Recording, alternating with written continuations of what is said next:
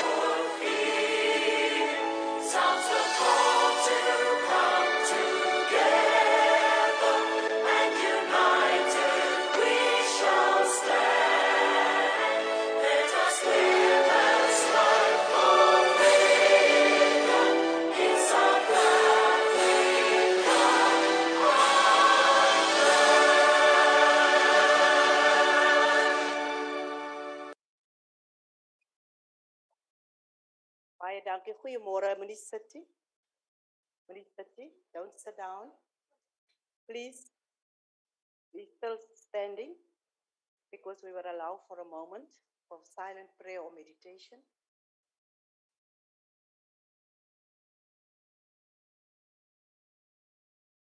Thank you very much. You may be seated. Whilst we are waiting for the speaker, let me start by welcoming all of you here at the Women's Parliament 2021. I want to really commend the women for the fact that we as women know that if we don't take ourselves serious, no one is going to take us serious. And that is why we always make sure that we attend our platforms. And we are here today under the theme of the year of Charlotte Manye Makreke, Advancing Gender Equality Through Inclusive Economic Growth and Precepts of a Capable State. Let me begin to acknowledge the protocols, the Speaker of the National Assembly, the Deputy Speaker of the National Assembly, House Chairpersons, our Chief Whip of the National Assembly, in the National Assembly, the majority party, all whips and other chief whips of other parties, our minister in our own ministry for women, particularly youth and people with disability, the Minister of Employment and Labour, premiers, members of Parliament, our distinguished guests. Professor Brené Brown once said, and I quote, "Owning our story can be hard. Okay.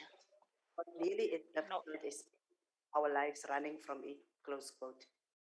And today we are not running from our story, but we are owning it. In actual fact, I wanted to make some few opening remarks in just saying that this year we decided as Parliament we are going to use the platform deliberately to make sure that we receive progress reports in the undertakings made by the executive, particularly with the announcement of the Emergency Response Action Plan. But before I continue with a few remarks, gentlemen, welcome to the 21 Women's Parliament. And we want to, sorry, Speaker, but we want to allow the speaker now to do some welcoming and opening remarks. And sorry that we must take you as soon as you arrive, but we are very excited to introduce our new speaker to the women of South Africa. And we thought the Women's Parliament is a befitting platform for you to be here today. We have been working together when you were the president of the ANC Women's League, so I know that the cause of women is very near to your heart. So we will give you the opportunity to do the opening remarks. Ladies, can we just rise and give a standing welcome applause for our brand new speaker, Ms. Nosiwe Mapisan Makula. Welcome. Thank you. Thank you very much.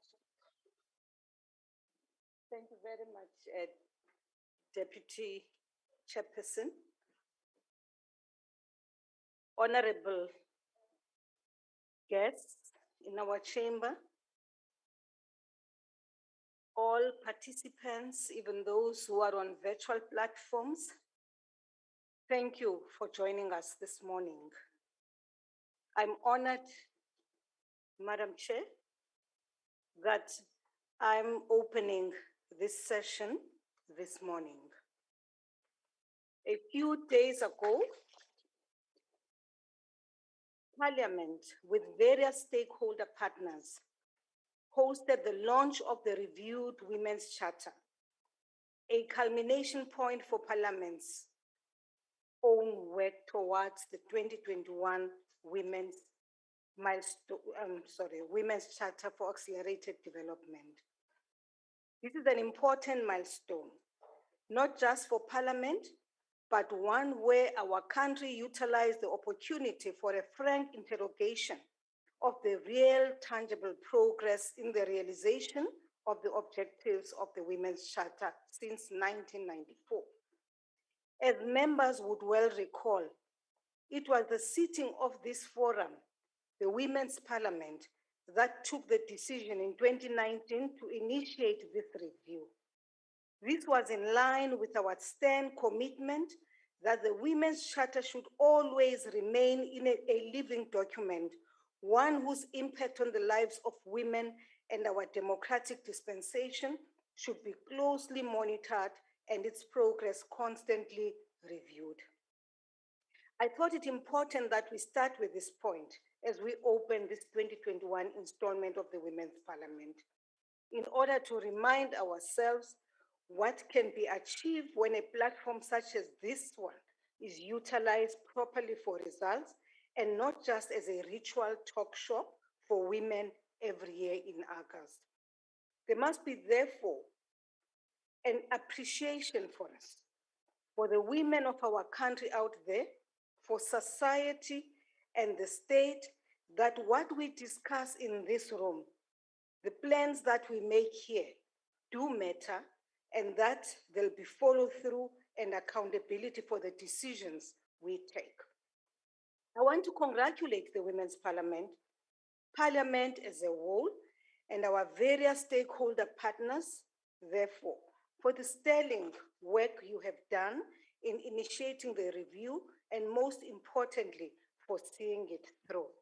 Honorable participants, honorable members and colleagues, as it's always been the case for the previous sessions, this year we will once again receive reports and feedback on the progress made in implementing development priorities of the sixth administration, undertaking through across the 3 tiers of government. We will use these reports to identify the system failures and any weaknesses in the coordinating mechanism, which may have resulted in skewed progress in certain areas, with a view to correct and strengthen implementation for tangible success. We should be honest and robust in our assessment, if anything, in order to empower our government and other implementing agencies to leave here confident that we gave a firm mandate for accelerating implementation, especially informed by our own review of the progress made in implementing the provisions of the Women's Charter. Madam Chair, Many of the issues that have been in the provisions of the Charter over the years since 1954 have remained by the wayside, unnecessarily so, and for far too long. This is not because such issues represent impossible targets to achieve, but because we all have lacked common joint will to push for space and institutional capacity to achieve them. The plight of women requires our joint effort and commitment. It must not be served on the altar of partisan bickering and political and sectoral grandstanding. Only then can we deal, when we do not do that, can we deal with these matters with the urgency they deserve. It cannot be justifiable that not only is our society still reeling from the ugly scourge of gender-based violence, but that in fact, we are seeing the worsening of the scourge. Gender-based violence is not something on which...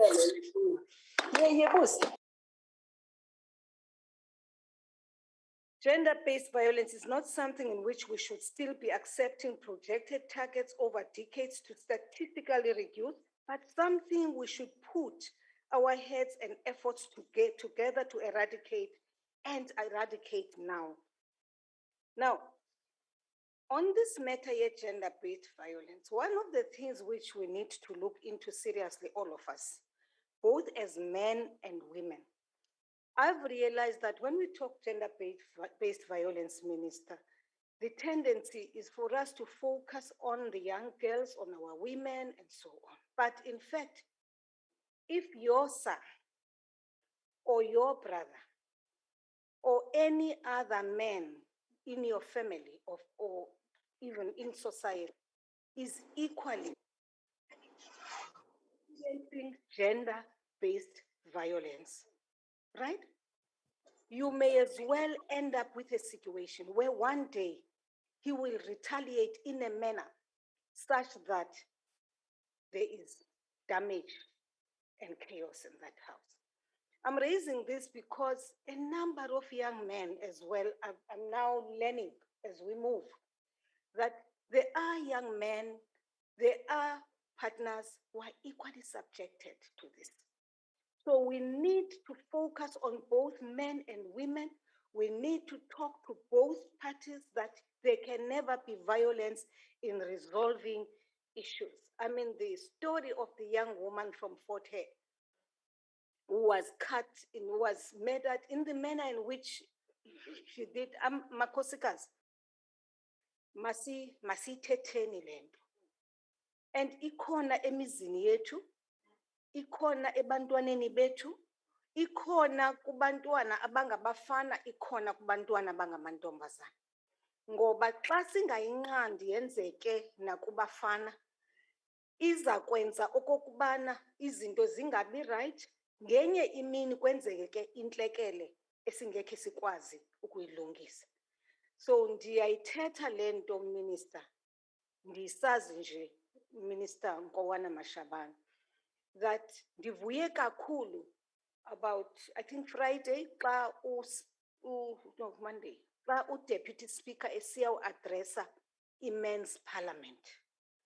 He was going to address Men's Parliament at Johannesburg. And I think as forum ezi, nyani ke emphasis now should be on what do we do? How do we talk to our children? How do we talk to our daughters, our sons, so that even lento ephuma apha emlonyeni, which is called emotional abuse, does not happen? Because at times, thina sithetha njenge-physical, we do not think about the implications, the permanent scars which are left in a person through by this emotional violence. So, Chairperson, without taking a lot of your time, allow me to say that one of the things now which is a big concern, which is worsening the economic situation of women, especially those who are Black and poor in the rural areas, is COVID-19 pandemic. Not only has the pandemic exposed the existing inequalities, but also worsened the situation as many have lost their jobs and ways of making a living. The pandemic, together with other social and economic disruptions, such as advancement in new technologies, are not only affecting our current social dynamics in the plight of women, but also, Chair, shaping the path for the future of women's empowerment. Added to this is the fact that since the start of the pandemic, we've seen a significant reversal of some of the gains the world has made in women's empowerment over the past 22 years. This must be particularly worrying for South Africa, as it poses a very dangerous scenario, not only for women's advancement, but for the cost of building a better life for all our people. This reversal will, in no doubt, also affect the implementation of our national development objectives. I urge, therefore, this Women's Parliament to consider these as important issues to ponder, not only for the challenges they bring, but also the massive opportunities the new shape of economies will have for women's empowerment and how these can be harnessed. These considerations are a matter of priority. Chair and members of this Parliament, the work before us is daunting, but not insurmountable. I call for common purpose amongst all participants so that we can once again work together in pursuit of a cause that affects all our people across the divide of this law as well. This way we cannot fail. Madam Chair, I thank you and wish this session the best during the deliberation. Malibongwe makhosikazi. Malamakhosikazi. Igama lamakhosikasi ma libongwe. Malama kosi kasi.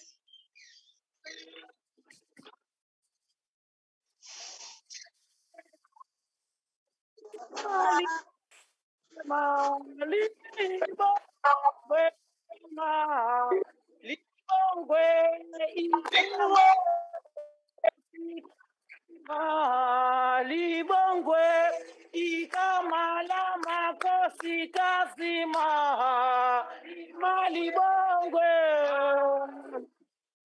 malibongwe malibongwe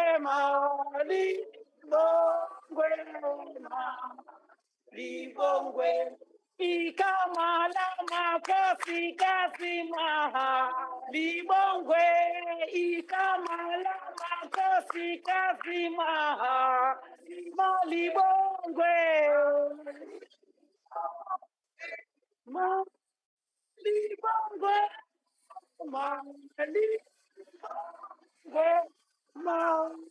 malibongwe.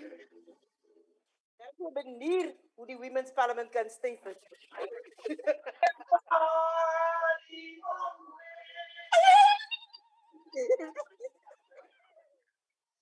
Thank you very much to our speaker. I'm sure you saw that I put the timer off because I deliberately wanted you to allow you to speak to the women of South Africa.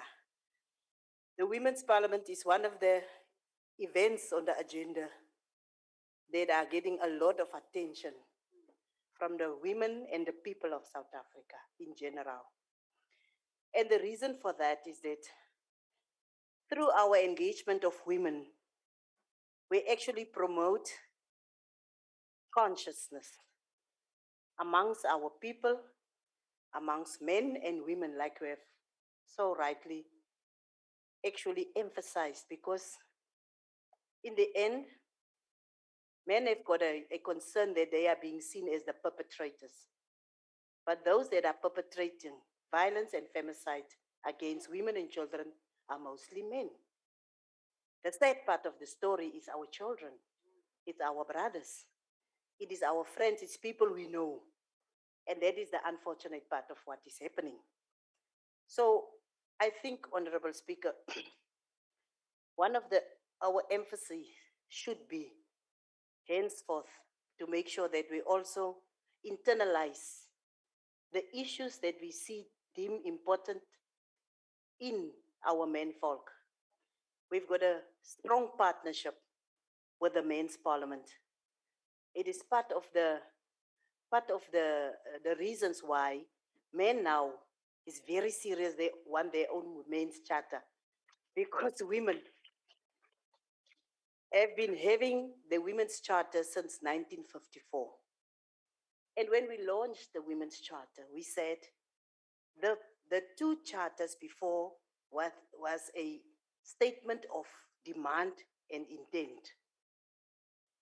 The charter, 25 years down the line that we have now started to review 2019, since our first Women's Parliament in the 6th Parliament, is the one that must make sure that we show what is the priorities and what is the strategic objectives that we want to see. It can no longer be a statement of intent.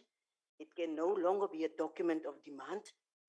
It is now a practical working document for us to make sure that we have got measurable objectives against the strategic objectives that we have adopted. So we also want to thank the women of South Africa because all the parties and many civil society organizations endorsed the reviewed Women's Charter. We will be putting in the document the endorsements, and particularly from our partner, the Progressive Women's Movement of South Africa, that is actually the one that represents almost all the women of South Africa across party lines and across interests. That is why we are saying the Women's Parliament of the 6th Parliament, and it is the first, the second, the third, whatever, it is the Women's Parliament. The Women's Parliament of the 6th Parliament actually achieved something that will be written in history, that we have achieved to make sure that we have a clear roadmap as to where we want to take the struggle of women. I am always saying, Honorable Speaker, the scourge of gender-based violence and femicide is a low-level war that is being waged against the people of South Africa, because there is unconfirmed finding just yesterday that we got that found South Africa to be the most dangerous place for a woman to live in.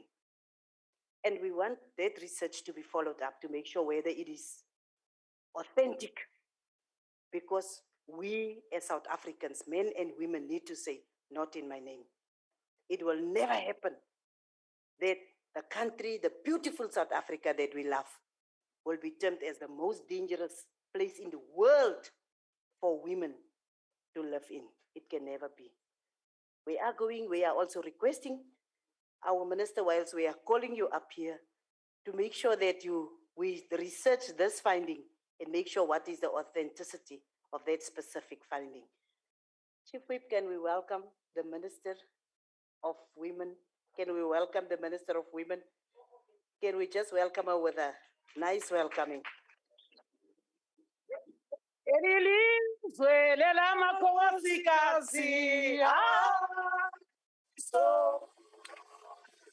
Asoze apela manda, asoze. Elizwe ngela makhosikazi. Asoze apela manda. Asoze apela manda. Asoze apela manda. Asoze. Asoze apela manda. Asoze apela manda. Malungwe. Igama lamakhosikazi. Igama lamakhosikazi. Malungwe. To our brand new Speaker of the National Assembly, Mayor Nosivio Mapisa Ngakula, all the other honorable and progressive leaders who are not present in the room, Honorable Masondo, Honorable Zenoli, Honorable Deputy Chair of the National Council of Provinces, Mayor Sylvia Lucas Malibongwe, honorable members of the National Assembly, National Council of Provinces, distinguished members of the civil society, invited guests, really the owners of this parliament. We wouldn't be here if it wasn't for you. At the outset, let me welcome timely this theme. The theme of this Women's Parliament, the year of Charlotte Manya Makweke, advancing gender equality through inclusive economic growth and the precepts of capable developmental states. This is in line with the decision of government to declare 2021 as the year of Charlotte Manya Makweke, realizing women's rights. This declaration is in recognition of the invaluable contribution of Mama Makweke and many of our forebears who are alive and those who have passed on to make this democratic dispensation of, in our country. May Mahom Charlotte Makweke, the first Black woman to graduate in Bachelor of Science in the University of Wilberforce in Ohio, demonstrated that women can be trailblazers in our society. That was more than 120 years ago. She was a political activist, daughter of the soil, if you like from Botogo, if you like from Eastern Cape, wherever, but a South African, our own mother, as well as revolutionary who fiercely opposed oppression and patriarchy. As we gather here in this August House, we are cognizant that the country continues to grapple with the dual pandemics of COVID-19 and gender-based violence, and unfortunately, Madam Speaker, femicide. The former is affecting the lives and livelihoods of our people, with women being the hardest hit. Honorable members and guests, past few weeks have been a tragic reminder that the gender-based violence and femicide pandemic continues to rob women of their basic human rights to life and dignity. It is concerning that these barbaric incidents of the gender-based violence and femicide are taking place as our country is commemorating the Women's Month, where 20,000 women march against past laws, preceded by a march that was led by Mayor Charlotte Manya Makweke in 1913, where we are supposed to be celebrating and honoring all generations of women for their instrumental role in development of our society. We are therefore reminded that gender-based violence and femicide is a societal problem and requires all sectors of society, including government, civil society, private sector, faith-based organizations, and family members to do their part to eradicate this pandemic. When we were young, Madam Speaker, it was almost near unknown that I can be afraid and think I would be killed in my own bedroom or be killed and rot when members of the family think we had gone out with the one who's supposed to protect me. That's what femicide is about. Once again, we find ourselves as a nation in absolute pain and disbelief as we mourn the women who have lost their lives at the hands of men.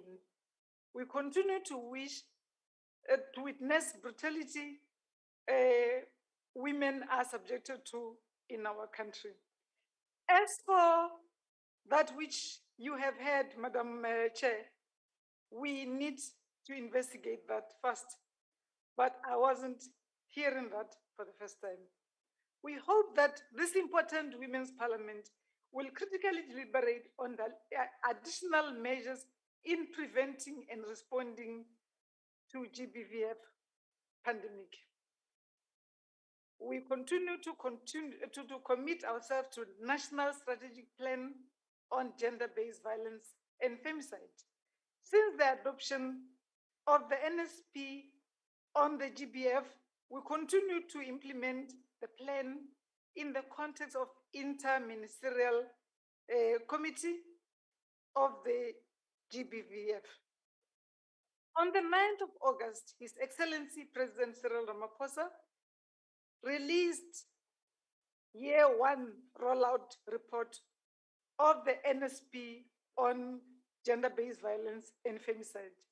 We have made remarkable progress in the implementation of the NSP in several areas. Significant progress has been made in assisting departments to integrate the NSP targets in strategic and annual plans and regularly report on implementation as outlined in the NSP. But the NSP, as Madam Speaker said, must start at home. Must start at home. Saying this by a woman who is a mother of boys and girls. While departments did not optimally integrate the NSP priorities into their strategic plans and annual performance plans in the previous financial year, the situation has improved in current financial year. This is making it easier to monitor the implementation of the NSP. Every crisis brings about an opportunity. For this time, COVID-19 has brought about an opportunity. If indeed that which we're fighting, this enemy that we cannot see with our eyes, can come and go, and we haven't changed the trajectory of how women are treated in this country, we must kiss generation equality bye-bye. This further presented the opportunity of our department to focus its attention on institutionalizing NSP across government. This will go a long way to facilitate effective delivery over the 10-year period, while simultaneously delivering on the key immediate concerns. We are pleased to inform this August House that over the first year, the government departments approximately allocated 21 billion towards the implementation of the NSP and in the current MTEF period. This is for implementation of all the 6 pillars of the National Strategic Plan. The Interministerial Committee of the Gender-Based Violence and Femicide has served to ensure integration of the strategy into government planning process, resourcing that it yields concrete and tangible results. Pillar-based clustering of government departments was used to facilitate discussions and encourage intergovernmental collaboration around delivery. The department worked with the Department of Monitoring and Evaluation to support the departments in the development and the refining of the NSP on gender-based violence and femicide targets, indicators, as well as detailing intervention. This process sought it to build ownership of targets and accountability for delivery in the NSP in the rollout of year one, monitored politically by the President and the IMC on GBF. The department made strides in operationalizing the NSP on gender-based violence across provinces, metros, and districts. Last year, 2020, or last quarter of the 2020-2021 financial year, zoomed in on localization of the NSP on gender-based violence and femicide. Progress has been made in most provinces, showing agency in one, establishing and revitalizing multi-sectoral provincial structures; two, establishing rapid response teams; three, developing implementation plans; four, starting the coordination of the reporting on progress. We have partnered with COPTA to inculcate the NSP within district development model. We believe that this will go a long way to ensure that NSP is popularized among communities. To this end, the department has assessed a number of district plans, development plans in the district municipalities in Western Cape and Northern Cape, and made a number of recommendations in order to ensure that the integration of the NSP on gender-based violence priorities is in place. To date, the department has conducted information sessions on the integration of the NSP priorities into the integrated development plans in the municipalities in the Eastern Cape, KZN, Limpopo, Northwest, and Mpumalanga. Accordingly, information sessions in remaining provinces will be completed by the second week of September. Furthermore, the establishment of Provincial Directors General Forum provides critical strategic leadership to facilitate national alignment, strengthen strategic coherence across all spheres of government, and consolidate ownership at a senior government level. We are encouraged that all provinces have either finalized provincial plans or are in the process of developing ones. The process of localization is further bolstered by the establishment of the GBV rapid response structure as districts and local municipality levels across the country. With regards to impact assessment in the intervention of the gender-based violence and femicide hotspots across the country, the department is prioritizing these areas in order to ensure that these areas have coordinated response to the scourge.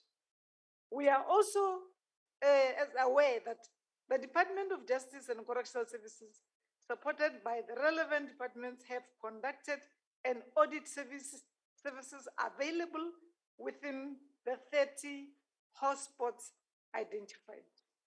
We have substantial progress developed in developing mechanisms to hold line departments accountable for implementation of the NSP targets as outlined in the NSP. A number of oversight mechanisms such as having GBVF as a standing agenda item at the forum of the South African Director General's FOSAT and the parliamentary oversight framework contributed immensely towards accountability. A compliance report forms part of the monthly progress report, and Director Generals continue to follow up with responsible officials to ensure reporting on progress. We have seen increases in the commitment to both to implement the report of progress and on monthly basis. For July 2021 and 22 national departments submitted monthly reports, up from 20 in June and 15 in May. Last year, we averaged 10 departments. We are making some strides in intervention to expedite the establishment of the National Council on Gender-Based Violence and Femicide, in keeping with the timeframes stipulated in the NSP.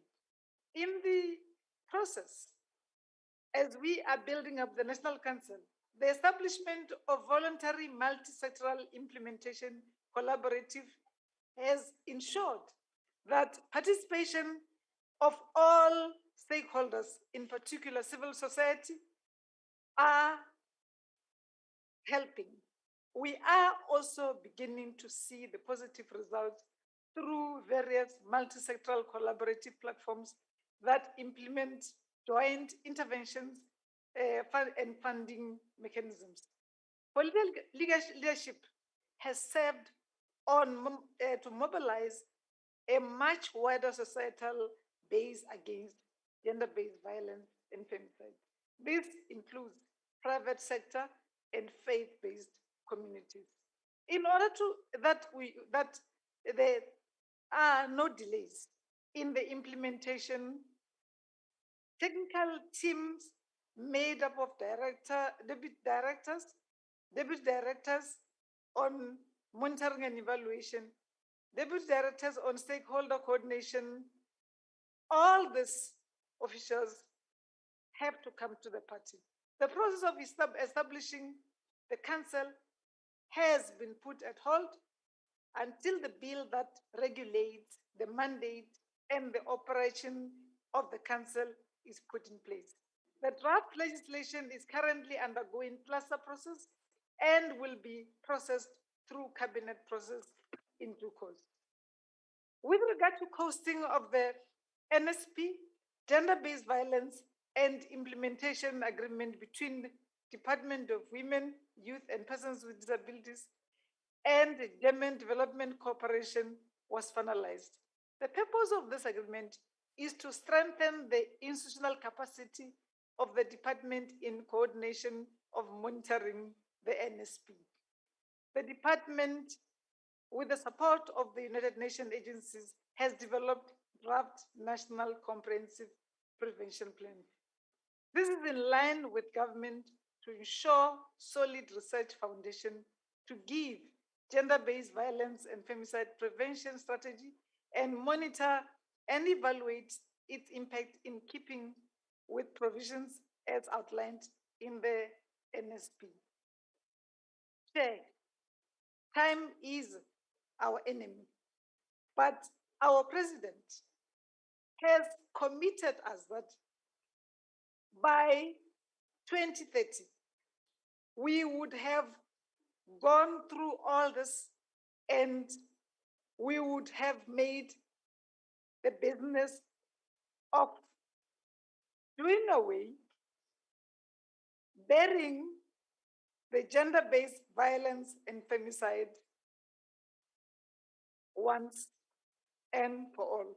Women of South Africa have been saying, we are sick and tired of being killed.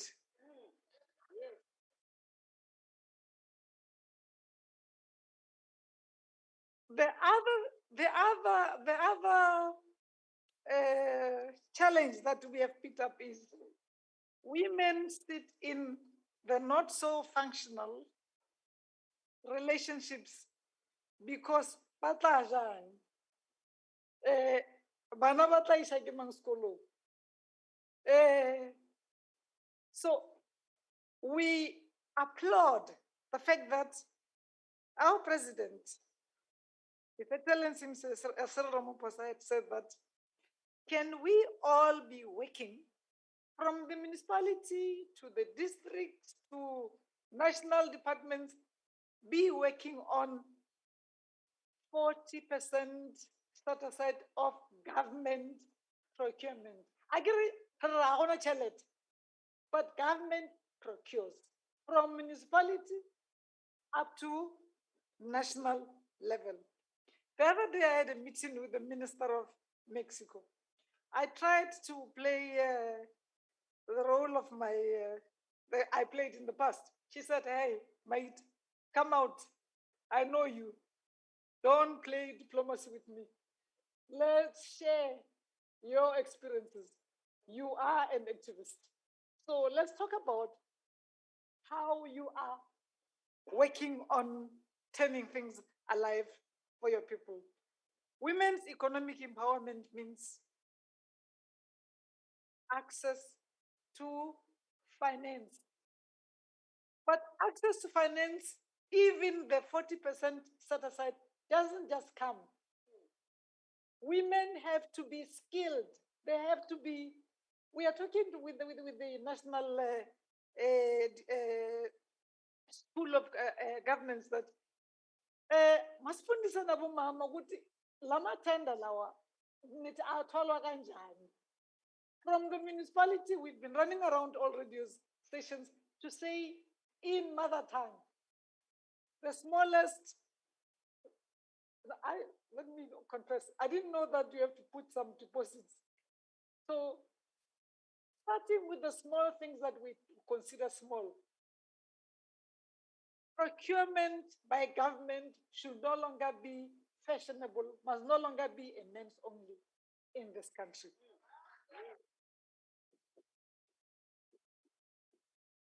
Economic rights are fundamental rights. Economic and gender equality means that women and men have same opportunities to reach full potential through their life cycle. We urgently need to turn commitments into actions, creating economic opportunities for women in the margins by building their productive assets as primary driver for economic inclusion, giving access to land, digital IDs, and financial services. COVID-19 crisis has exposed the already existing forms of discrimination and inequalities. Women and girls are affected in multitudes of ways, including and especially economically. Through the work of the Action Coalition on Economic Justice and Rights, we see all women with relevant skills in the world of work, a world where they are paid equal wages, they work in safe and secure workplaces, and where they can be leaders of decision makers in their work environments. To this end, we are committed to advance a set of actions that will have long-lasting transformation effects. Issues of economic justice disproportionately impact on women and girls. Equal access to resources, as I said earlier on, would go a long way. But different work, the right to have recognition for the unpaid care and household responsibilities performed chiefly by women, women's rights to equal pay for work of equal value are critical components of equal justice and rights. All of us, including this August House, must prioritize tangible programs to the 40% set aside, as I said earlier on. This will be a game changer if we do it right. We are going to fight. We must be ready to fight because we are Real. And because women love peace, we tend to look the other way. But this time, this is about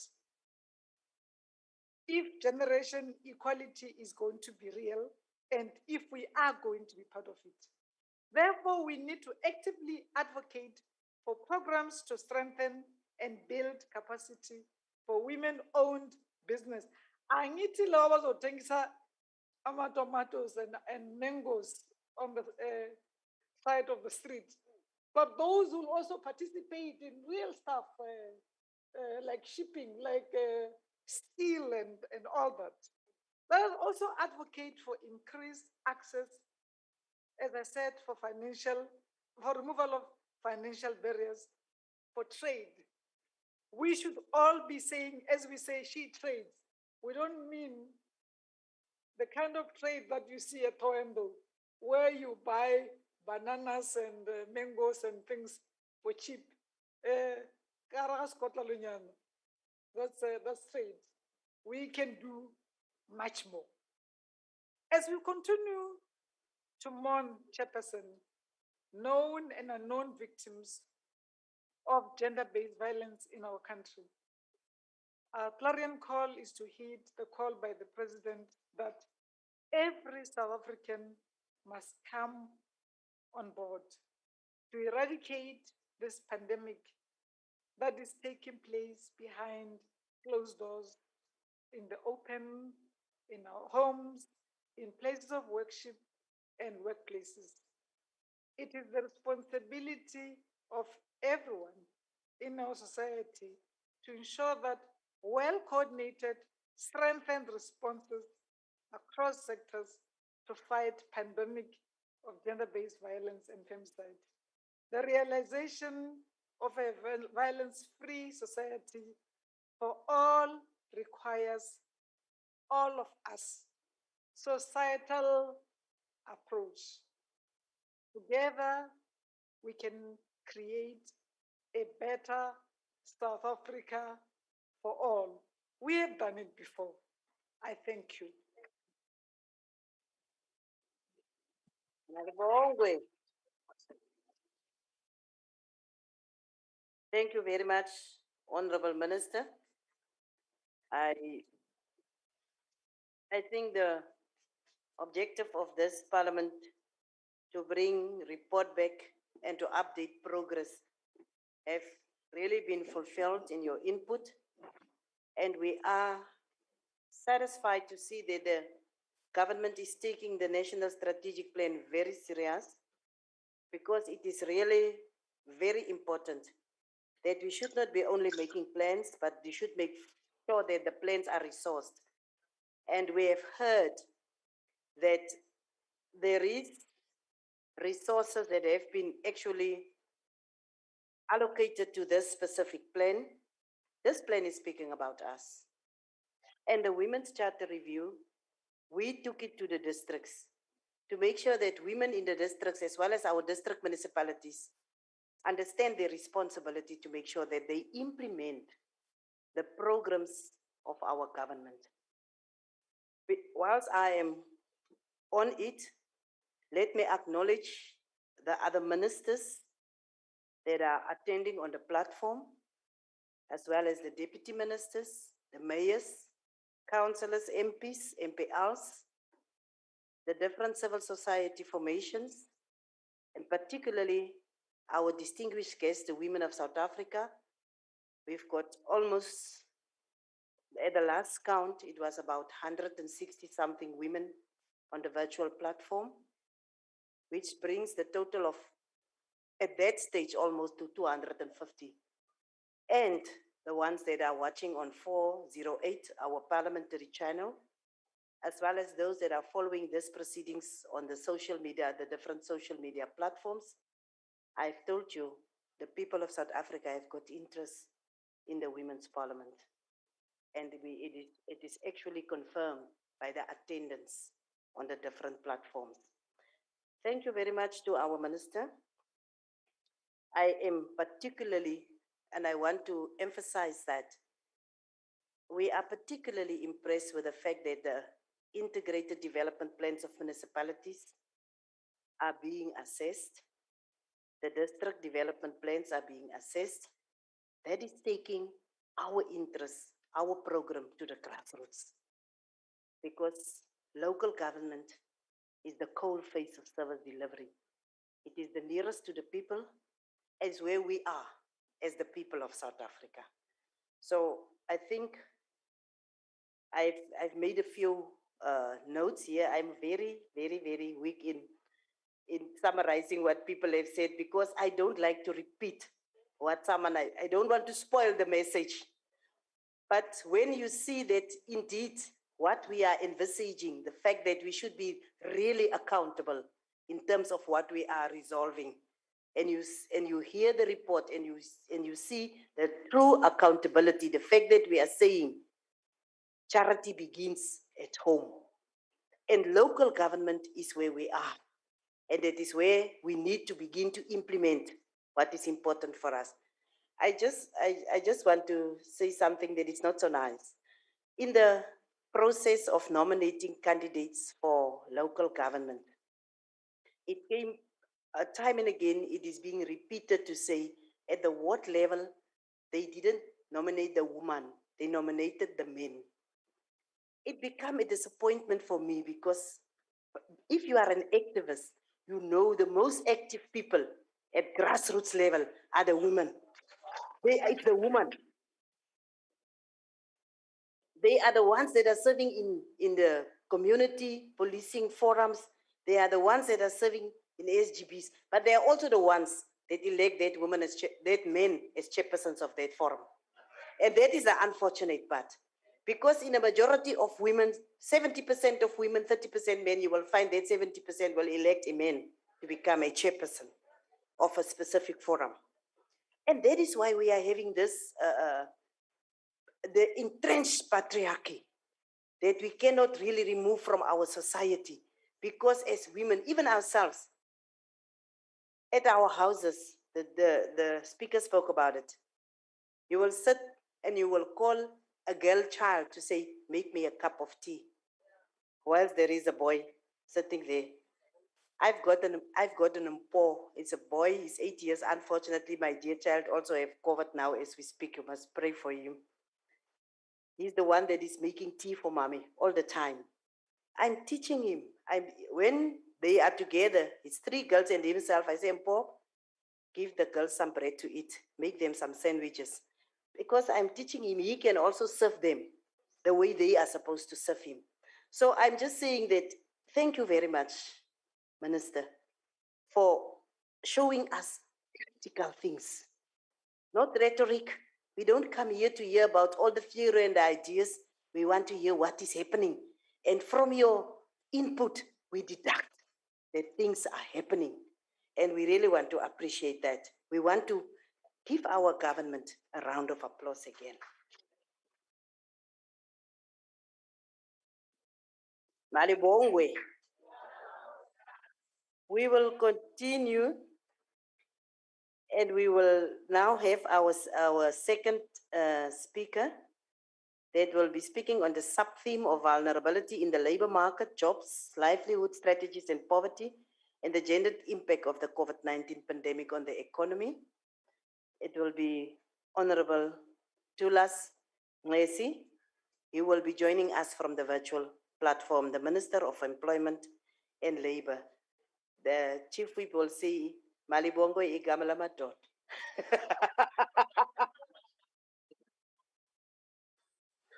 Amadoda wethu. Malibongwe. Igama lamakhosikazi malibongwe nabo baba Amadoda bethu. wethu. Igama lamakhosikazi. Awumalibonge minister. Thank you. Amen. Thank you. Thank you. Thank you. Tulas.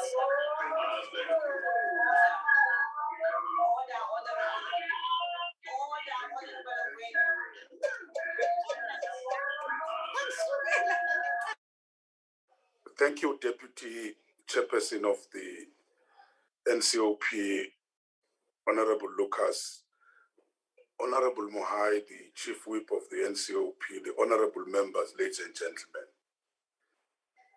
Thank you for inviting me to participate in this important engagement on such an important theme, advancing gender equality through the inclusive economic growth and the prospects of the capable development state. The multi-party Women's Caucus asked the Department of Employment and Labor some very specific questions. One is, what is being done to hold the private sector accountable for the development and rollout of sexual harassment policies?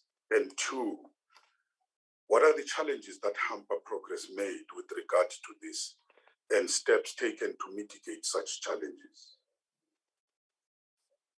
In the answer to the first question, first we need to outline the existing South African laws on harassment and sexual harassment policies and workplace strategies. Secondly, the legal obligations of employers in relation to the sexual harassment in the workplace.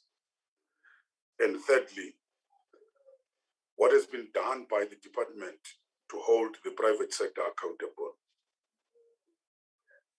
In terms of the labor laws, harassment of employers may give rise to issues regulated by the Labor Relations Act. In particular, employers are required to ensure that persons who engage in harassment, including violence, are subjected to discipline in accordance with the Code of Good Practice on Unfair Dismissal. Harassment may also constitute an unfair labor practice in terms of Section 186, subsection 2 of the LRA. In terms of the Occupational Health and Safety Act, which is Act number 85 of 1993, we call it the the OHSA, where an employee's duties are of such a nature that they are exposed to a significant risk of violence whilst at work, the employer must institute measures consistent with the OHS to ensure protection for employees against the harassment and violence. In terms of the Employment Equity of 1998, Chapter 2 of the EEA prohibits all forms of unfair discrimination in the employment. Section 5 of the EEA requires employers to take steps to promote equal opportunity in the workplace by eliminating unfair discrimination in any employment policy practice. And Section 6, subsection 1 of the same act, the EEA, states that no person may be unfairly discriminated directly or indirectly against, or no person may, in fact, unfairly discriminate, directly or indirectly against an employee, and in any employment policy or practice on one or more grounds, including the race, gender, sex, pregnancy, marital status, family responsibility, ethnic or social origin, sexual orientation, age, disability, religion, HIV status, conscience, belief, political opinion, culture, language, birth, or any other arbitrary ground. And Section 6, subsection 3 of the EA states that harassment of the employee is a form of unfair discrimination and is prohibited on anyone or a combination of grounds in the Section 6, subsection 1 of the EEA. In line with the EEA, we have also issued the Code on Handling of Sexual Harassment Cases.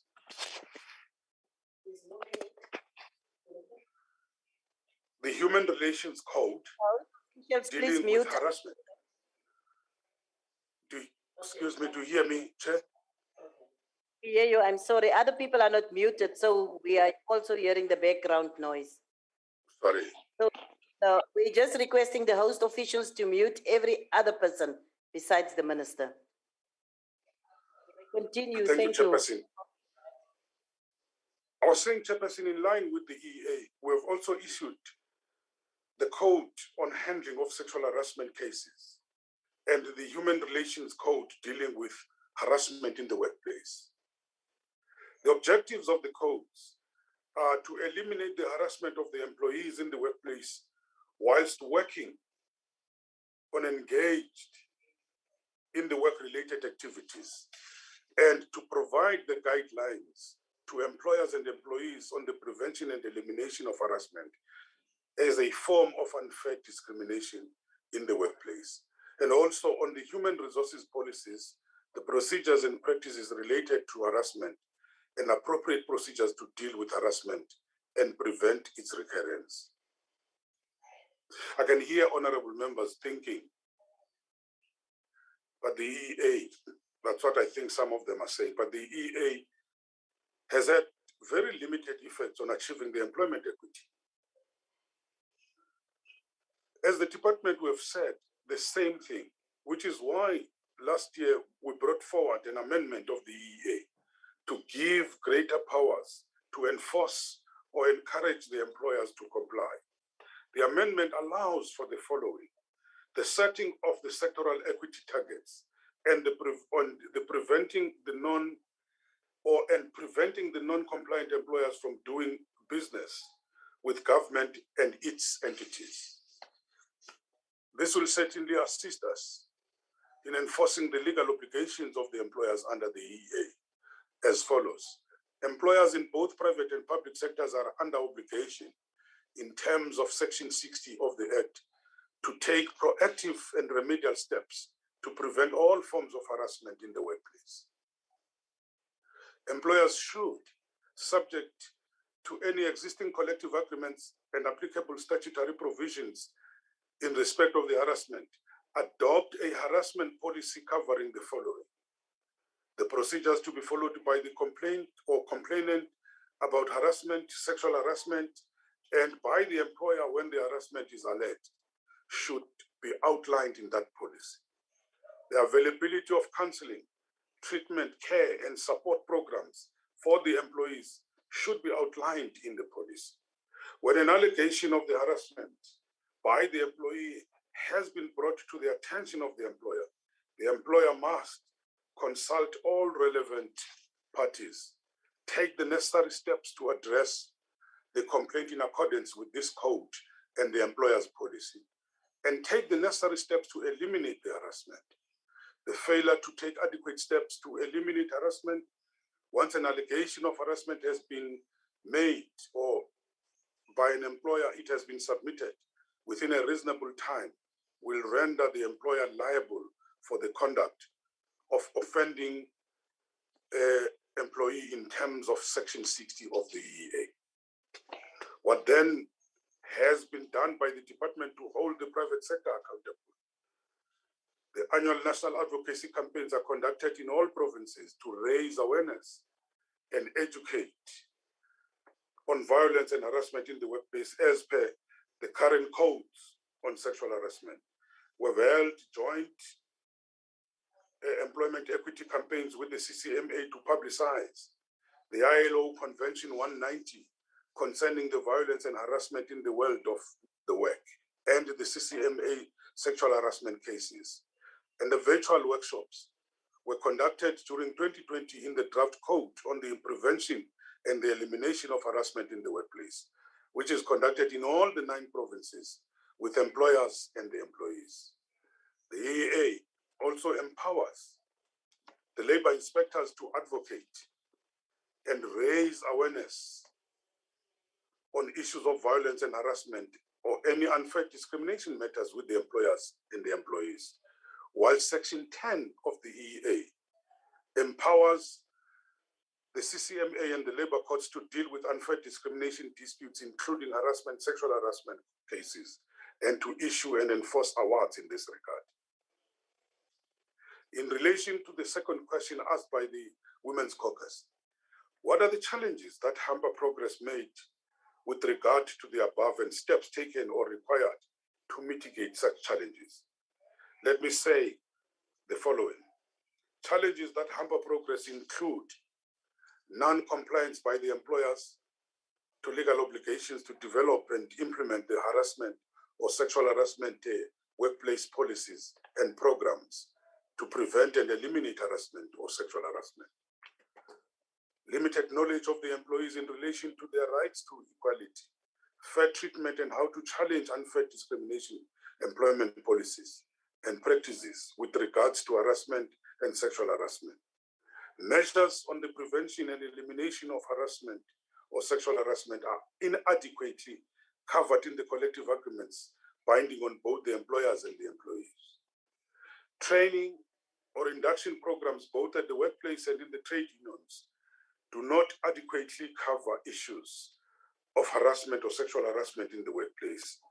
And advocacy and education campaigns on the harassment or sexual harassment appear to be reactive rather than proactive. Steps to be taken or required to mitigate such challenges include develop and implement the harassment or sexual harassment workplace policies and programs. Collective agreements, training, induction programs must include the sexual harassment clauses or modules, and advocacy and education campaigns must be proactive to raise the awareness and educate the society as a whole from school foundation phase up to the workplace. From the side of the department, NETLEC is finalizing its deliberation on the draft code on the prevention and the elimination of the harassment in the workplace, which was tabled by the department in March 2021 to be published for implementation. We continue to conduct annual advocacy campaigns to raise awareness on the code with the target audience being employers, employees, employers, or employer organizations, trade unions, HR practitioners, academics, and civil society. The UNCOP also requested more general information, e.g. the impact of COVID on women in the labor market, the low pay, informality, and precarious work as far as these impact women. All are very important issues which my department is seized with. These are major areas of research, and the questions raised by the Women's Caucus will certainly guide the department's research or our research agenda going forward. I hope this short report, Chairperson, will be able to take us forward. And I wish you the best. Deputy Chairperson, I have a very unstable network here. I'm even afraid to touch it.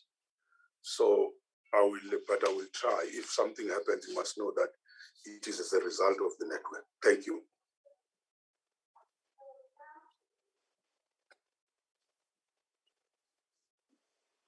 Thank you very much, Honorable Minister. Honorable members of the Women's Parliament, we had the two inputs by the two ministers. We will now allow inputs from the participants, questions for clarity, but also know that there will be some time limits, but at least if you want to make an input, if you want to ask a question, we will get the opportunity now. I will request Honorable Bilankulu to identify on the platform those that are indicating that they want to say something, whilst we are now going to, in the meantime, allow those that are inside the house to give an indication if there is one person that want to engage with the inputs, but also other issues that is not too far-fetched that you want to ask from our ministers. Can we get the indication? Anyone that want to? Yes, we've identified 1, 2, 3. You may start. Number 1, honorable member here on the side. 2 to 3 minutes will be. I think it's enough if you don't have a long introduction. You just go straight to the issue. Yes, you may continue. You will be number 2. Number 3 is that side. Who else? Number 4, number 5. Just remember, I will just call out your number today. So I will just call out your number. Yours number 1. Can you assist with the mics?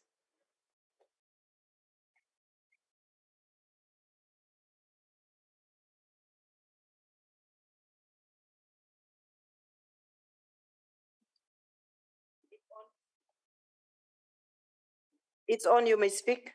Yeah. Good morning. I am Dr. Arlene Adams from the Democratic Alliance. And good morning, Speaker. Good morning, ministers. Just introduce everyone, just introduce yourself properly so that we can, you will be in the Hansard, properly introduced. Sorry, Chair. Can I also be recognized, please? Can I be recognized? Number 6, number 7.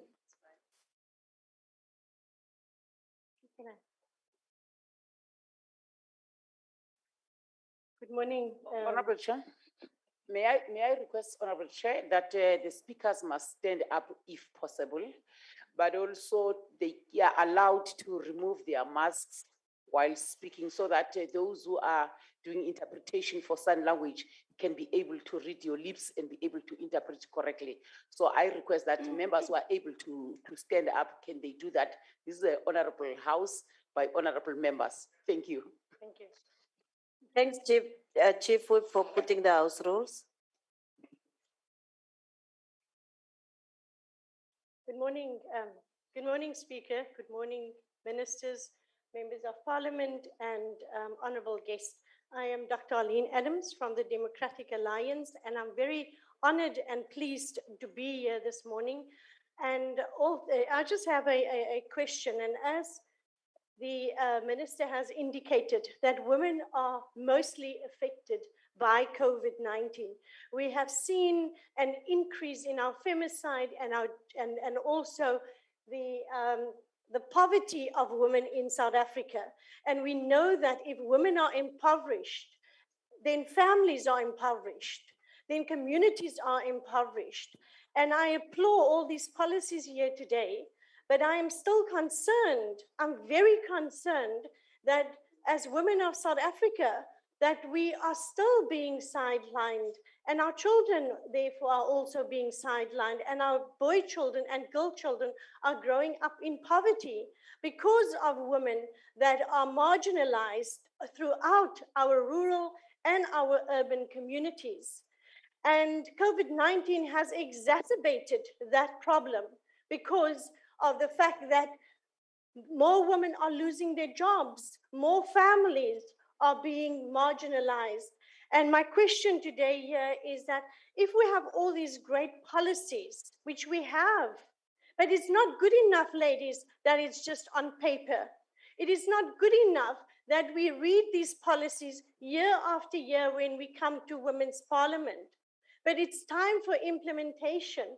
It's time to implement gender equality in terms of our global standards as well. And I really applaud everything here, but I am saddened by the fact that as South African women, after we fought, after we led democracy, and we are still leading democracy with 56% of women in South Africa being on the voters' roll. And yet, year after year, our women in South Africa are suffering poverty, gender inequalities, femicide, and gender-based violence. And my question is, when will enough be enough? When will enough be enough? And in terms of our boy children, ladies, we have a big role to play because we have to get rid of these gender roles where, as the minister indicated, we ask the girl children to get up and to clean and to make coffee. We also enforce those gender roles that says that girls and boys can be served upon. And we have to change that because we have the power in our hands to change that and to get rid of our gender roles, but instead to raise them up. Thank you so much, Thank you Madam very Speaker. much. Thank you so much. Very much. Number 2.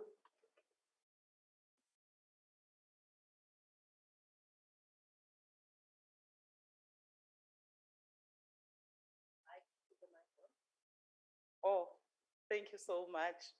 Let me take the opportunity to thank the chair for the opportunity to raise my question and say my introductions. I am coming to that. and you'll understand why I am so slow in coming to that. I am Apostle Princess Lorraine Moko. I am by profession a social worker. I have come here from the southern suburbs. I am a member of the ANC in very good standing. I'm proud to be a member of the ANC. I believe that organization liberated us. And for the fact that I came carrying another 9 women shows you that the NGO that which I come from, called the ANC, is leading in a very prestigious way, and we ought to respect them for that. Now, here is my question. We are living in a very, very unequal society called South Africa, where majority of African women, and by African women, I'm speaking of both Black as well as colored women, today also not wanting to be called colored but Khoi as well as San. The inequality that we see is the inequality where majority of these women are heading households, but at the same time, they have to make ends meet to make sure that they care for the children that they have given birth to. My question is that what is being done and what will be done by the Women's Parliament to make sure that when this woman leaves home 4 a.m. to go and catch a taxi, to go and catch a train, there is somebody at least ensuring that there is the eye on their child. We will preach and talk as much as we want in terms of gender-based violence as well as child abuse. But if there isn't measures in place that are put in the normal communities of women that I come from, where in actual fact, they will leave and go and look after somebody's house, most probably some of us who are here, not even asking that as the women are sitting here, who is with their children? I can tell you now from the townships where we come from, the children are unfended. The children are roaming the streets, are running around without anyone looking after them. In conclusion, when COVID-19 came in, the schools were closed, the ECDs were closed, soup kitchens were also closed. And forcefully so, we had in our townships, yes, we had to make sure that we start up something to at least feed a child and feed a woman who was not catered for during the time when there were these subsidies that were given or grants that were given. So my request as well as my question is that let us be answered in terms of making sure that the inequalities are being addressed when it comes to an already unequal society that we have. Thank you. Thank you, Apostle. I'm sorry, I must really keep time, otherwise we will not go out here today. Number 3, and introduce properly and go to the question. Good morning. My name is Natim Kitana. I am from Stellenbosch. Today, I would like to applaud the Minister of, in the Presidency of Women and Youth and Disabled People. Gender-based violence in our country is a great concern, not just for women, but for everyone.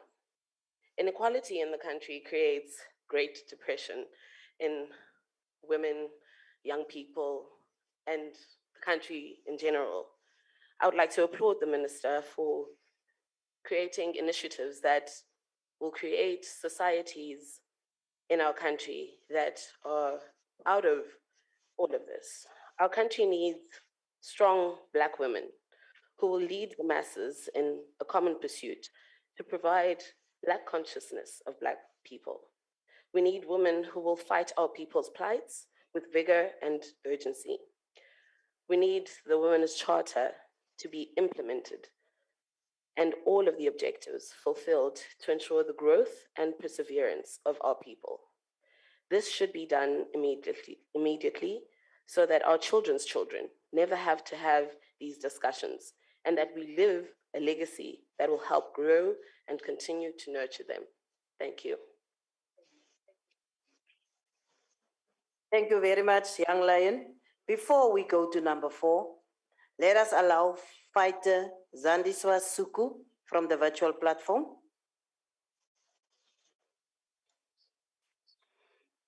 Sorry. Let lower the hand, but she raised the hand before. Fighter Good Suku, morning.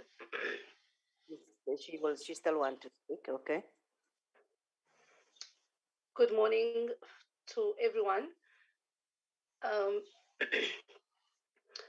Let me introduce myself.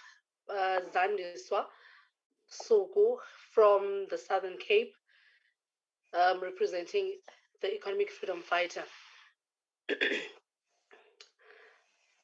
I would like to thank the Minister, first of all, for all that has been said and for all work in progress. My question or my concern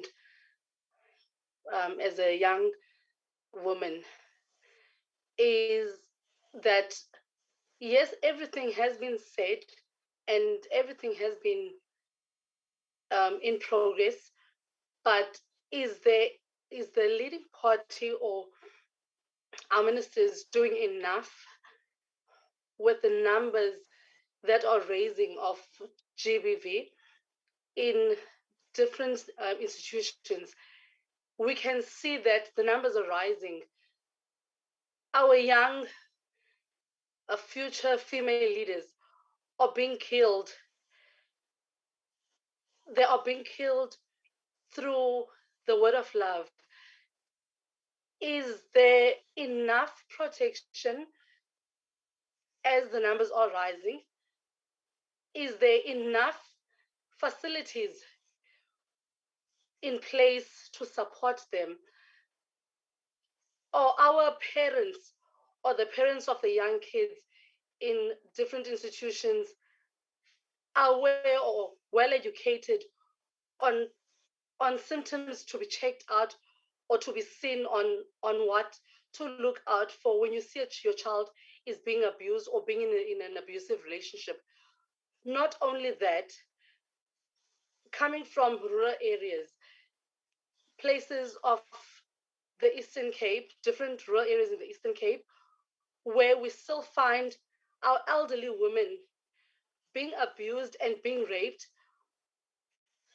for witchcraft, which is not proved.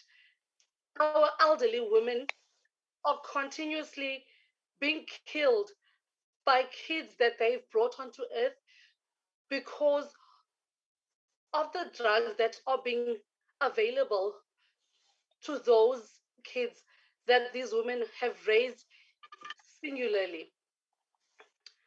What is there that has been put in place?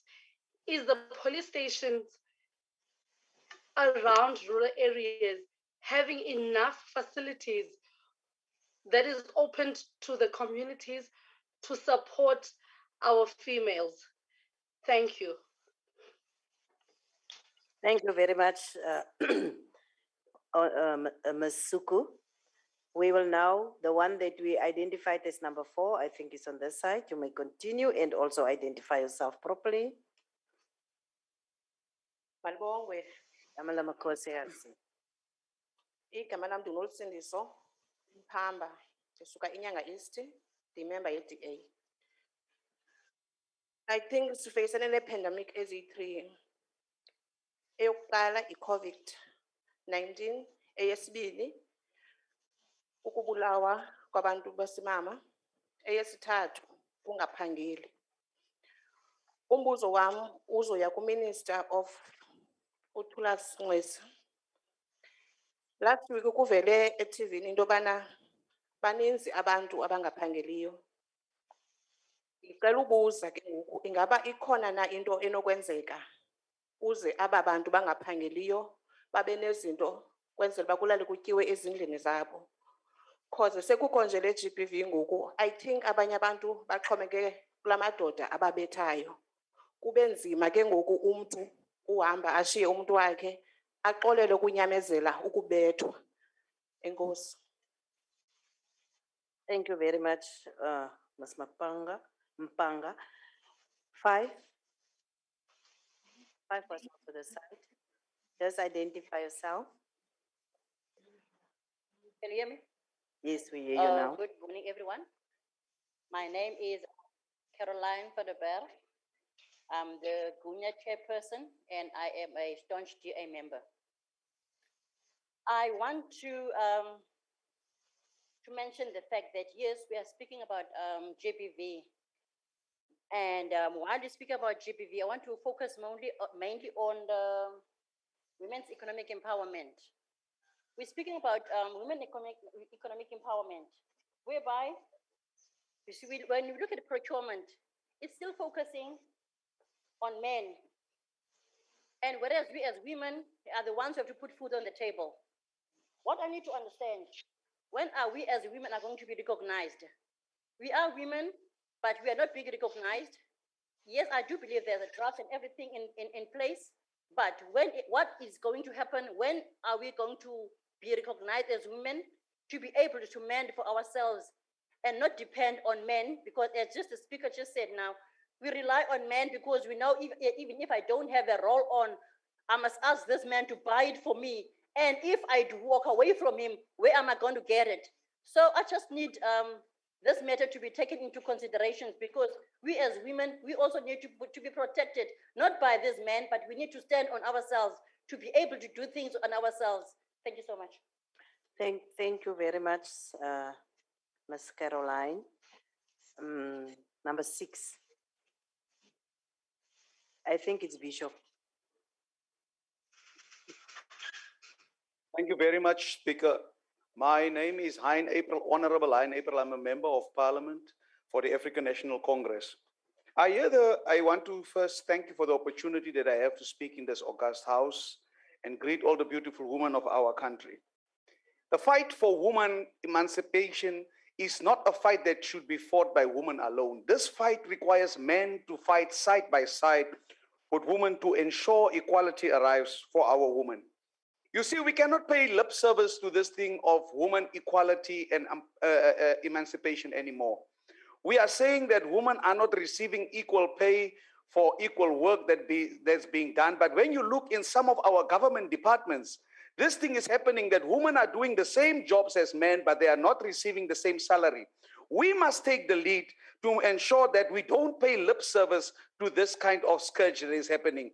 It cannot be that we continue to talk year after year, equality of women. We continue to say women must be seen equal as men. We must empower them. But when it becomes the practicalities, these things don't happen on the ground. It cannot be that a gogo that is staying there in Ramaphosa in a backyard cannot have access to the funding that government makes available simply because she is not a man and cannot force herself down. And it cannot be that our woman must pay the price of having to sleep with men to get opportunities. It cannot continue. We must address it. It shall not continue anymore. I want to say without fear of any contradiction, woman empowerment is an action word. It's not something that we can say about and clap about and want to romanticize. It is actions that needs to be taken. And I want to applaud the ministers that have spoken. And I want to commit myself to say that when I wake up every morning, I will make sure that we are empowering our women. I thank you.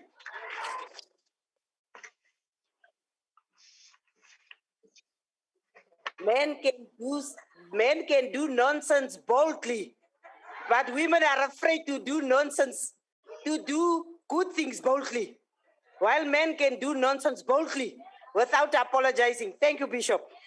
We are going to the virtual platform, and we will ask Lindy Mohlabane to make an input. Virtual platform, Lindy Mohlabane.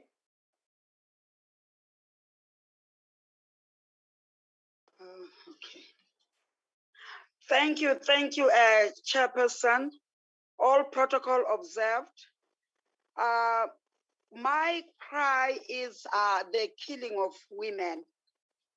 Yesterday, they gunned down a policewoman who was so active, so supportive in serving her community.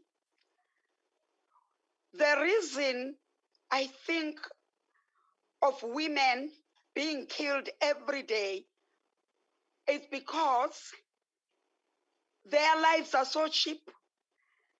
My question is to men of South Africa, what have we done to these men? What crime have we committed to the men of South Africa? Why are they not killing themselves if their blood is so boiling to kill? The punishment, it is so cheap.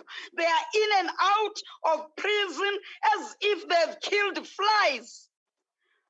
Enough is enough. We are grieving, we are hurt. We don't know where we are safe anymore. I'm Apostle Lindy Mhlabane.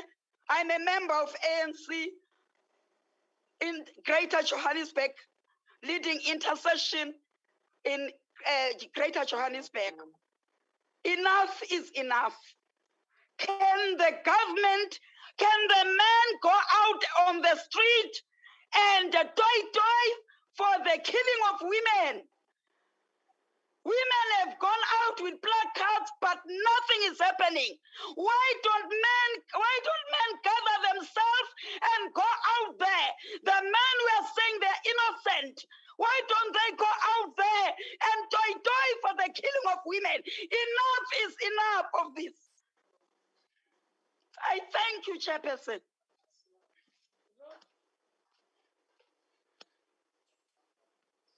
Thank you, Mama. You're making us so emotional now. Number 7, is it you? Are you fine, Honorable Member?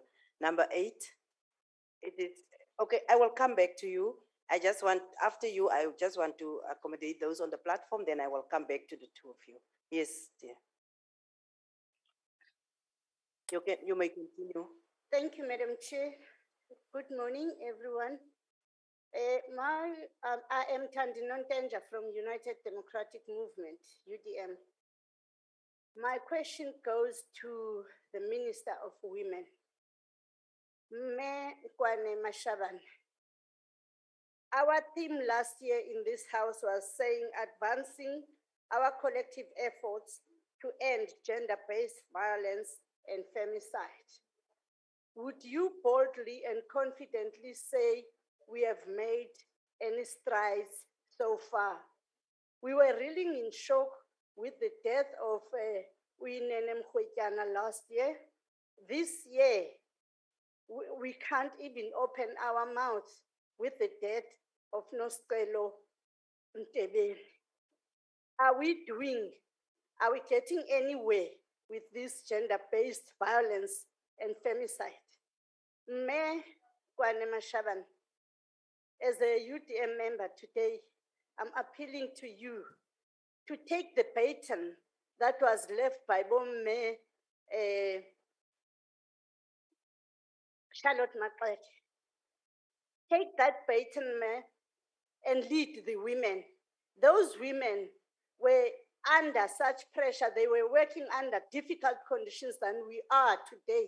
We have platforms where you can make an impact, where we can say the perpetrators must not have so much power and so many rights than the victims. We are living in a situation where perpetrators have more rights. As this house, as these women, we have to fight that. There must be no bail for the perpetrators. There must be no parole for the perpetrators. I'm appealing to you as the one who's leading the women, not any other reason. Thank you. Thank you. Thank you very much, Honorable Member. We will now go back to the virtual platform and we will call on Yumna Abrams to make your input, please.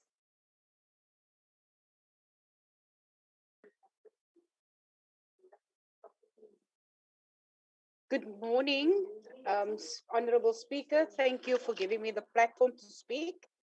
I'm Yumna Abrams from Fudusa. Western Cape Gender Coordinator, second chair. One of the things I've been listening to everything, and this is the one thing I want to applaud us all as women sitting here in this forum, is that we need to stand together. We doesn't look at color or anything because we are women, we are actually rearing the nation.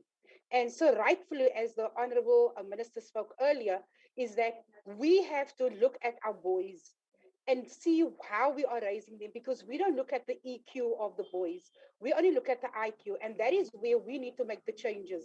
We need to give them that responsibility.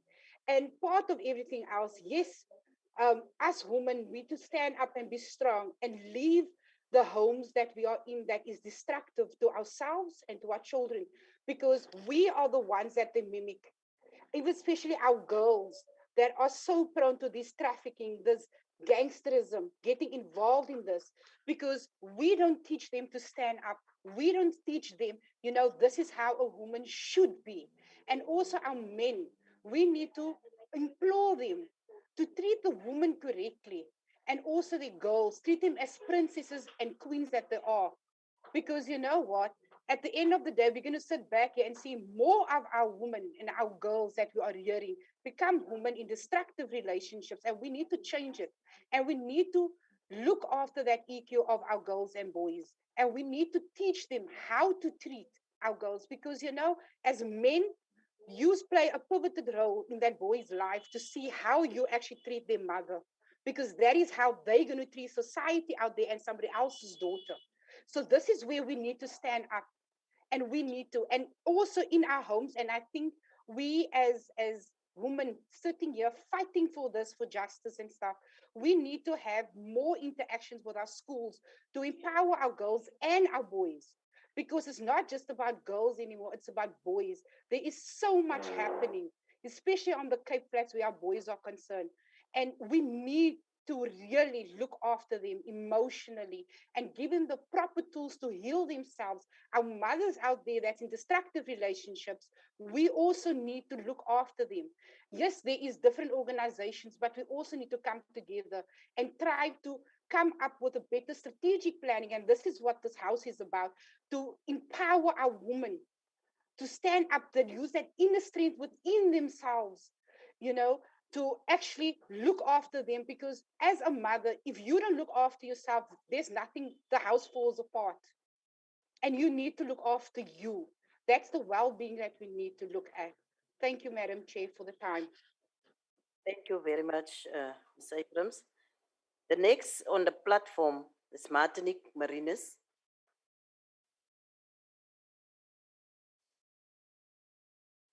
Good morning, everyone.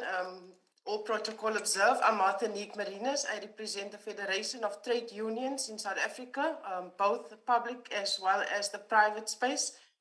My question is for Minister Nixie this morning.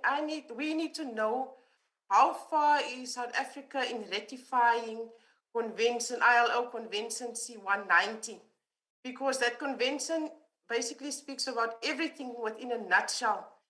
And this convention has been coming on now for a couple of years now, and it's long overdue. Our cry out from the Federation side to this house is this convention needs to be ratified as a matter of urgency. We've also picked up that there's not a lot of support for our members within the government space.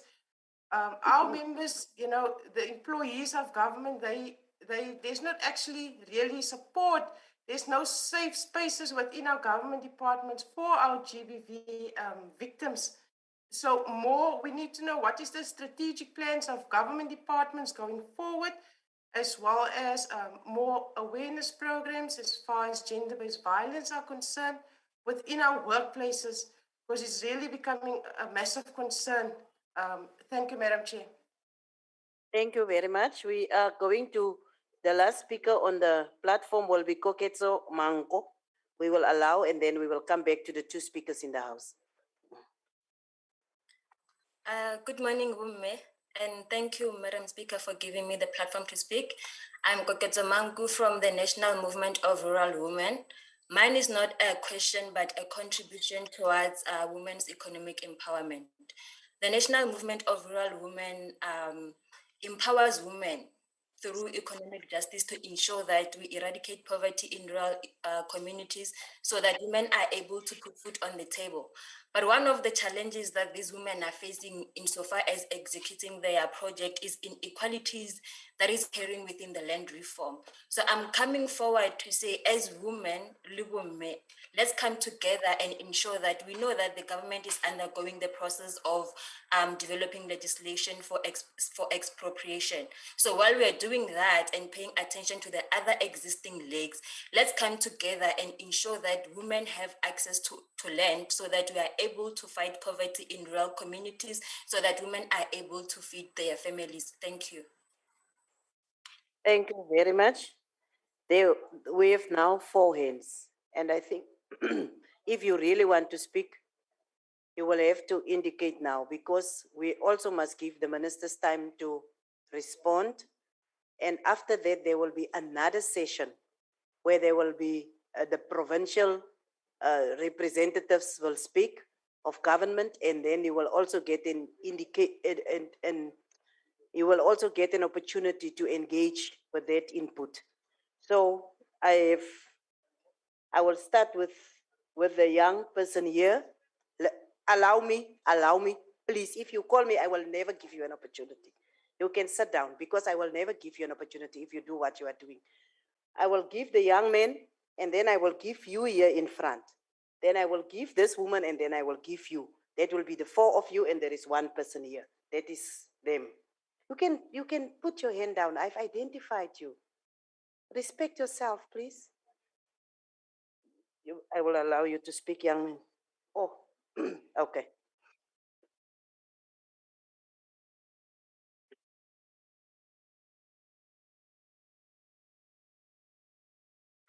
Thank you, Speaker. Thank you, Deputy Chairperson of the NCOP. Mine is not to even ask a question, but to make a submission. I'm going there. My name is Babalom Dingi, a member of the South African Student Congress. Now, I am just going to make a submission because I'm honored to be part of this Women's Parliament today, and it is such a great honor for myself. I'm going to say it's enough, and it's been time years and time again that we see that our women and our children in society have to sometimes date gang lords because they have to feel safe against some of the things that they face at home.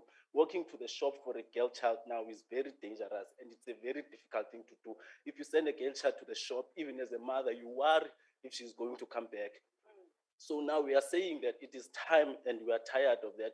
We are tired of marching towards parliaments and courts wearing black and saying that we should end gender-based violence and femicide.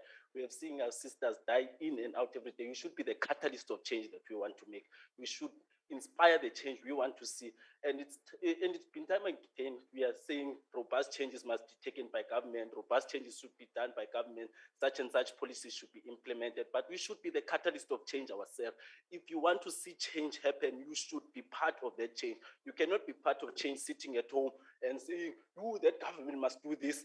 When are you going to take part of actually ensuring that that happens? You know, John F. Kennedy once said that, ask not what your country can do for you, but what you can do for your country. And it is high time that we take part of doing something for our country. I'm saying, and I'm urging everyone to commit themselves to this struggle and to wake up and rise up and feel the ashes of our movement. Because as a Mbokoto of Neges Pagamile, in those words, I say, Pagama Mbokoto, we must take active part in ensuring we change this country for the better. I thank you, Deputy Chairperson. You should have added this Pakama, my daughter. You should have added that one. Thank you, Honorable Chairperson.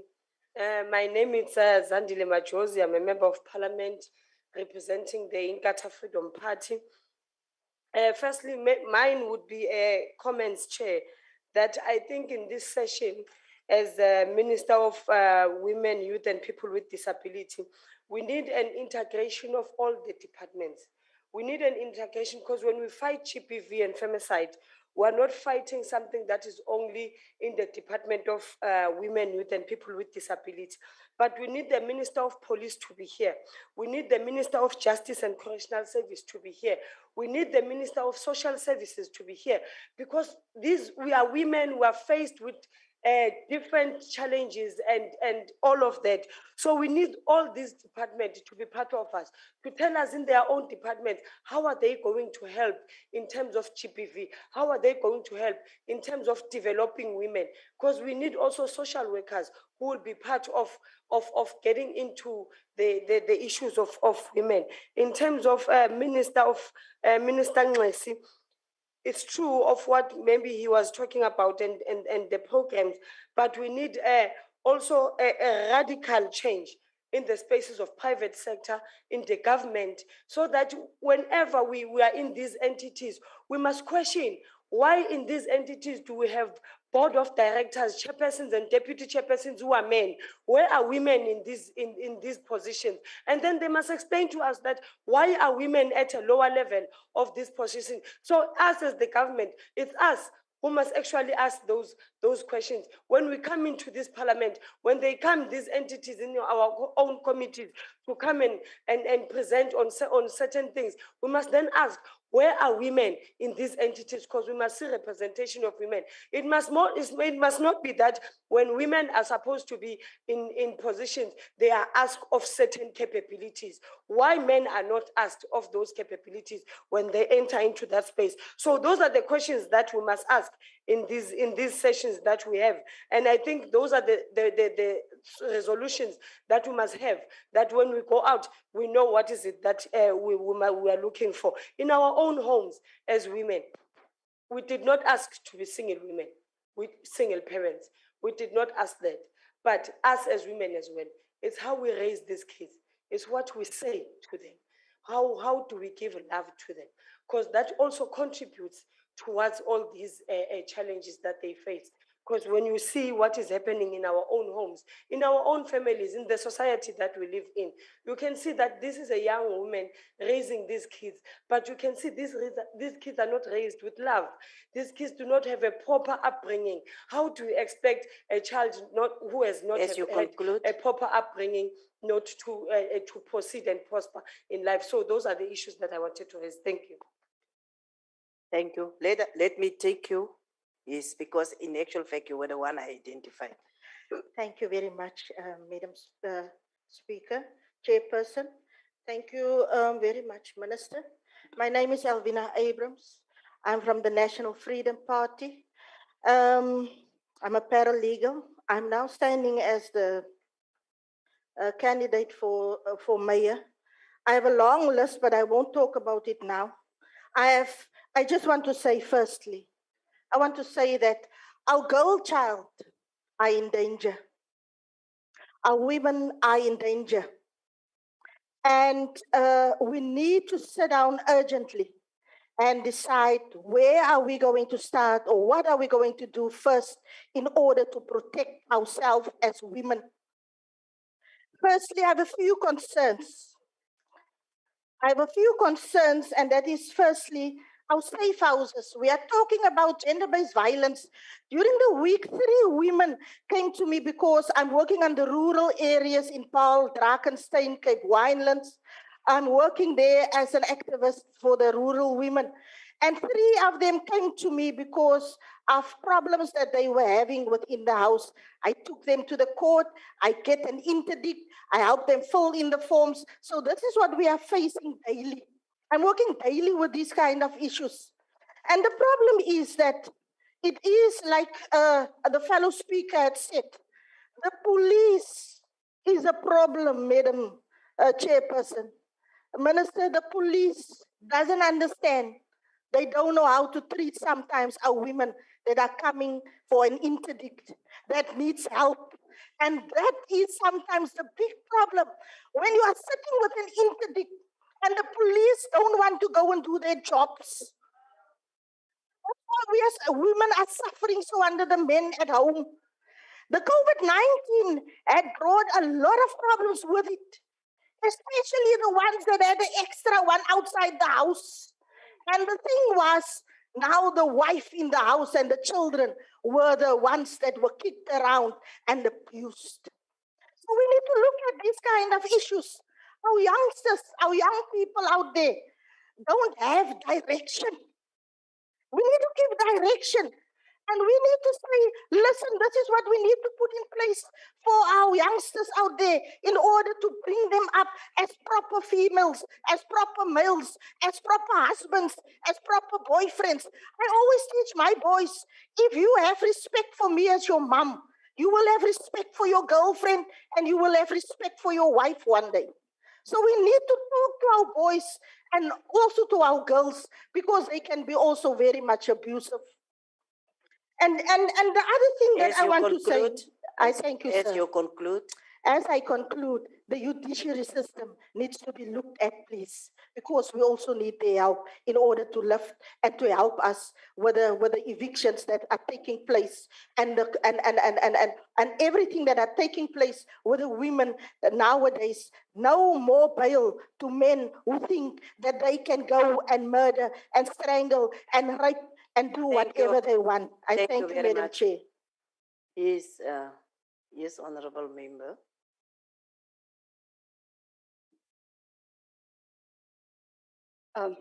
Yes, thank you. Thank you, Honor. I just want the Minister to allow me to speak my mother tongue. Jy wil Afrikaans praat of wat? Asseblief. Gaan voort, asseblief. Ja, ek wil net almal groet in die oorwinningsnaam van ons koning Jesus Christus. Ek wil die Here prys vir oggend vir dat ons En jou naam is? vanmôre hier is. En jou Ek naam is? Ek is Chief Biakam Anaboer van die Gorgouka Khoisan tribe. Ek wil net bring dat ek het nou gehoor dat die minister het uitgelees, dit is gender violence. Ons vroue is hier vandag om in te bring en in te end wat nou nie daar is nie, wat vir ons baie as vroue is 'n fondasie en die vroue moet baie lei ons terwille die besluite wat die minister gemaak het. Nou ek wil net bring wat op my lê as ek werk al 25 jaar binne in hierdie gemeenskap in.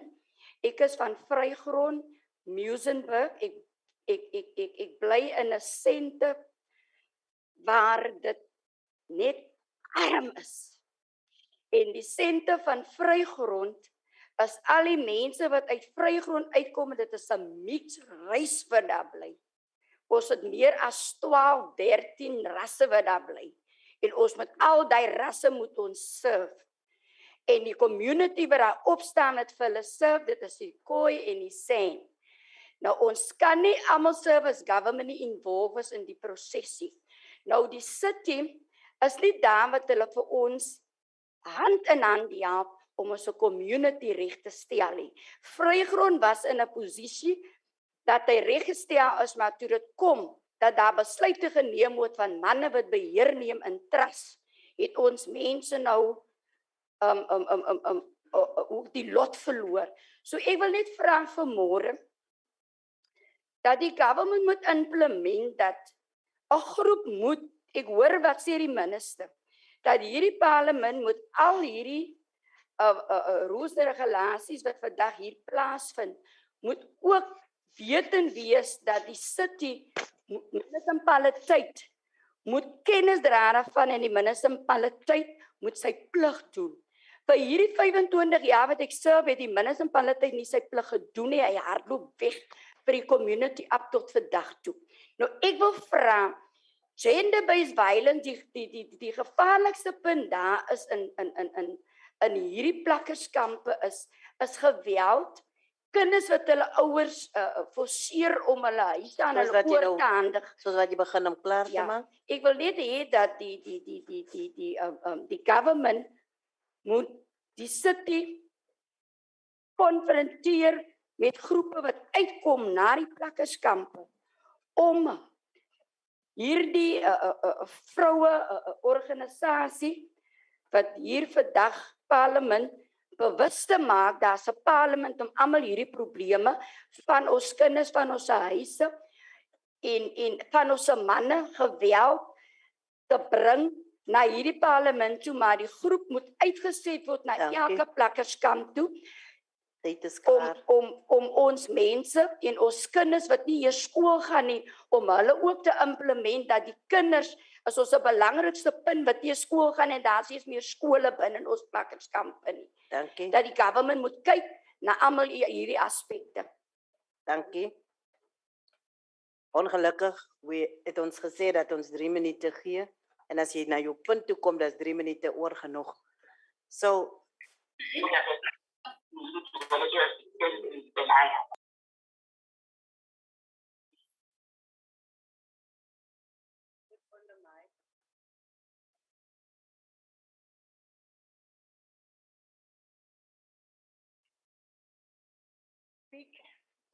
Thank you, Madam Speaker, for the opportunity to speak. I just have one question for Mr. Nglesi.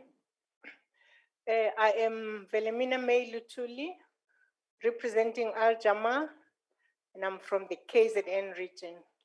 Thank you. We have been told that 40% of the work procured in municipalities as tenders should go to women companies and youth companies. And I would like to find out from Mr. Nglesi whether this is actually happening, whether it is being monitored, and if there are statistics to show progress. Thank you. Thank you very much. The last one is, it's you. Thank you, Comrade Chair. My name is Ndombovuyo Kodongwana, the incoming ward councillor of the Drakenstein municipality. Balibongwe. Ndombovuyo. Yes, Chair. Mine is to submit to the Minister of Employment.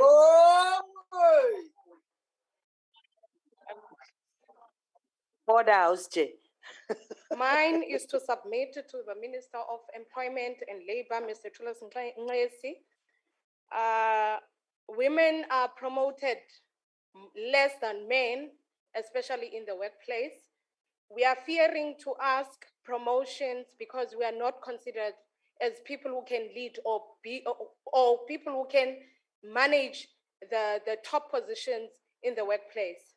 Also, the sexual harassment is an obstacle in the workplace because we are facing a situation whereby we have to attend men in such a way that they have our contact numbers and they have to harass us at any time, at any given time, even midnight, because we are begging our positions. Can Minister of Employment attend these issues as a matter of urgency? Thank you, Chair. Thank you very much, Chair. We also want to give an opportunity to the two ministers to engage with the input. Some was inputs, others were questions, but it was really rich in content. So we would love to give over now to the Minister of Women in the Presidency so that they can I just feel that summarize, because some of the things we've been discussing all the time, and we will still have platforms where we'll be engaging. So we are giving to you now, Honorable Minister. Malibongwe. Igama lamakhosikazi. The first intervention came from DA, and as you rightfully said, it was a statement, and my response to that is we are here in the Women's Parliament thanks to you,